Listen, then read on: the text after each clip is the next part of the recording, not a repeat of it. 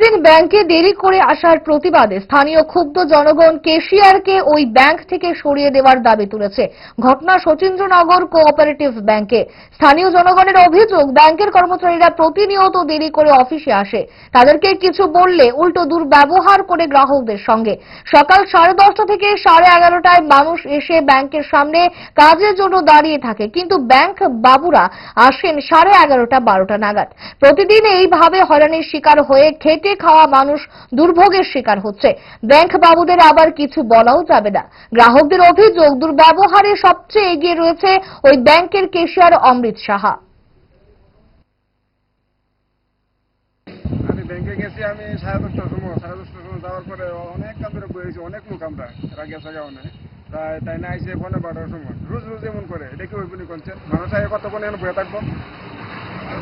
টাকা জমা দিই আমরা, অসুবিধা সময় লাগে সময় ওটাই জমা দিই প্রত্যেক দিনই। আর তাই নিতে করে তাই না গেলে রাস্তার মধ্যে জাম তাহলে বাকি যে লোক যে চাকরি করে এরা কেন নাই টাইমে? এরা তো ডেলি টাইমে আইতে যায়, তাই পার্সোনাল গাড়িতে টাইমে আইতে না। এটা কিটা?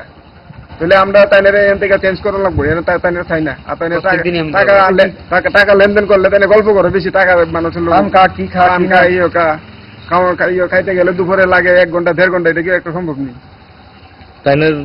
তাইনে কি ডিপার্টমেন্টে কাজ করে? ত্রিপুরা স্টেট কোঅপারেটিভ ব্যাংকে। মানে তাইনে কি পদে আছে? তাইনে তো একদম ক্যাশিয়ার। আপনারা ম্যানেজারে কমপ্লেইন করছিলেন? ডায়েট যতই রেস্ট্রিক্টেড হোক না কেন, ওয়েদারকে তো আর রুটিনে ফেলা যায় না। But if there is a problem, 5 দশক ধরে গ্যাস, অম্বল ও পেটের সমস্যা একমাত্র সমাধান